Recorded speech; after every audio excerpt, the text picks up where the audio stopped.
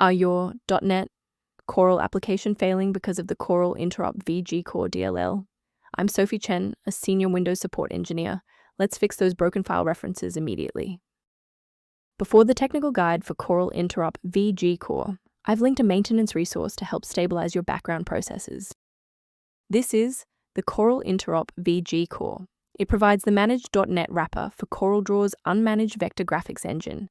It exposes localized coordinate rendering, path manipulation, and object ordering functions to CKS and VB.NET developers working with the Corel SDK. With the explanation out of the way, let's refresh the affected files. Third-party application errors like this are best fixed by reinstalling the affected software suite. Download and reinstall the latest version of .NET/Corel to restore the Corel-Interop-Vgcore.dll library without risking system instability.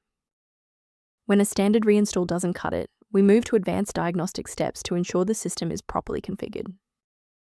If your system has been running for an extended period, a reboot might be necessary to resync your background processes and clear any temporary locks on the Corel-Interop-Vgcore file. To avoid losing your place during the restart, bookmark this page now, or hit the like button to save this video to your library for easy access later.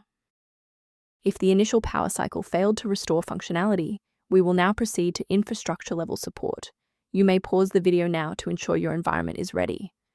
If you're still seeing that runtime message post-restart, it's time to reinstall the shared library components. First, go to Control Panel, then select Programs and Features.